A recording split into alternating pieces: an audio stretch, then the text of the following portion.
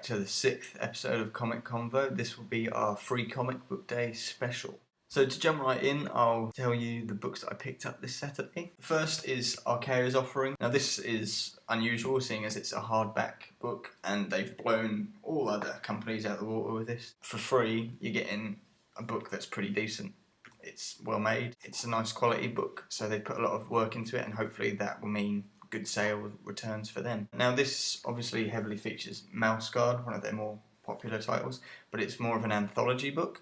So there's a labyrinth story in there as well about Hoggle and the Little Worm. And there are some other short stories in here as well, and as Archaia describes it themselves, first ever free comic book day original graphic novella hardcover anthology. I actually really enjoyed this, and like I said, I'd probably keep it somewhere quite good because it's sturdy enough to keep up on a shelf or something, so good one, Archaia. Next up is Dark Horse's offering. This is the Star Wars and Serenity flip book, both written by Zach Whedon, and the Serenity half having art by Fabio Moon, which is always a delight. Zach has done something quite interesting with these two books because they're both mirroring each other in terms of story, and they go so far as sharing some dialogue between the two. He's crafted something to work as a flip book, which could only really work on a free comic book day, seeing as people are more likely to pick up a flip book and take it seriously for free comic book day and not so much purchase it from a comic book store.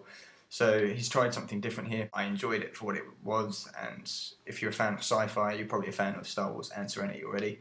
So you're probably going to want to pick this up. Now onto something else that I picked up. It was Dinosaurs Vs Aliens, something that sounds absolutely terrible and actually was better than I expected it to be, but I'm still probably not going to be picking it up when it comes out as a graphic novel or whatever it is they're doing with it. The only reason I picked it up is because Grant Morrison's name is attached, and obviously they've tried to sell that quite well because his name is relatively big. Not as big as Barry Sonnenfeld, who apparently is the director of the Men in Black films, so that's great. I wasn't sold on that alone, I was sold on Grant Morrison being the writer, and from the first 5 or 6 pages he didn't have a lot of work to do apparently, although there are some interesting sketches and scripts from Mr. Morrison himself. He does actually, to give him credit, he does go into a fair amount of detail into what should be on each panel. If you want to get inside the head of a creator that you're interested in, scripts are quite a good way because they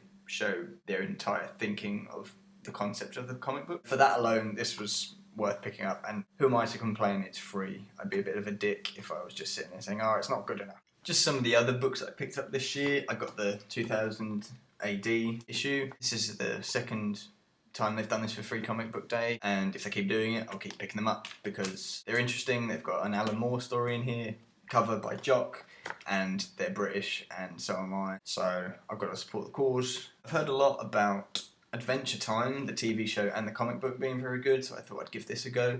It also has a flip book with Peanuts. Stories in this are really good. Some might say better than some of the more grown-up comic books. They really get this, seeing as free comic book days for kids, trying to lure them sounds a bit wrong, but to try and encourage them to read comic books, and these kind of books are exactly what's going to help this industry grow with those new customers. I also picked up Atomic Robo because it's a big robot and a talking dinosaur. I also picked up another flip book, or not flip book, a double story, The Incredible Rockhead and Zinc Alloy. It looked fun and stupid, and it was more so the latter. The art on the second story, Zinc Alloy especially, was pretty fun, nice and cartoony. Again, kids would probably love this because it's set in school, both of them. They can relate to it a lot, and I'm sure I would have loved this as a kid. So that's all for this week and the Free Comic Book Day special edition. Have you picked up any of these books, or are you interested in any of them? Do you agree with my views on them? Disagree? Just discuss, let me know. We'll return next week with the usual schedule with number 7. I also might give a quick rundown of the Avengers because I saw that a couple of weeks ago and it was sweet. I'll get into a bit more detail than that because that was a pretty shit review. Anyway, catch you later.